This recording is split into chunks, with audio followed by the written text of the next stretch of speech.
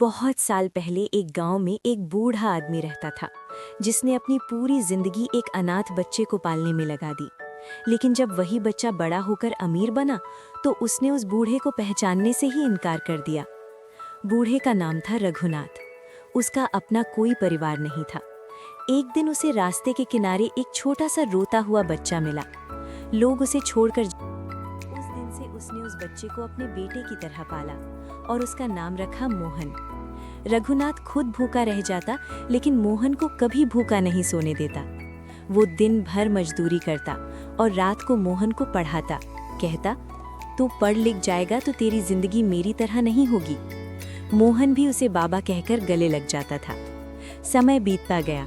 मोहन पढ़ाई में तेज निकला और एक दिन शहर जाकर नौकरी करने लगा। कुछ सालों बाद वो बड़ा आदमी बन गया। बड़ा घर, गाड़ी, नौकर, सब कुछ था उसके पास। लेकिन इस बीच उसने गांव और अपने बाबा को धीरे धीरे भूलना शुरू कर दिया। उधर रघुनाथ बूढ़ा हो चुका था।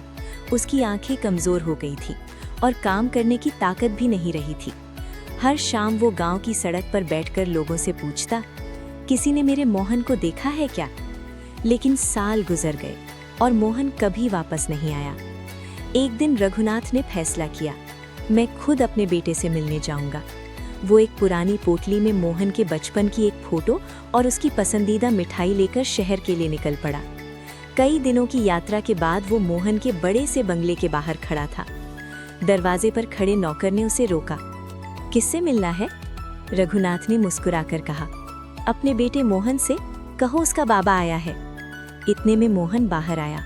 उसने बूढ़े को देखा, पहचान भी लिया, लेकिन अगले ही पल उसने मुंह फेर लिया और कहा, मैं इस आदमी को नहीं जानता, इसे यहाँ से हटाओ। रघुनाथ की और अगर आप ऐसी सच्ची और दिल छू लेने वाली कहानियाँ सुनना चाहते हैं तो चैनल को अभी सब्सक्राइब कर लें, क्योंकि यहाँ हर कहानी दिल तक पहुँच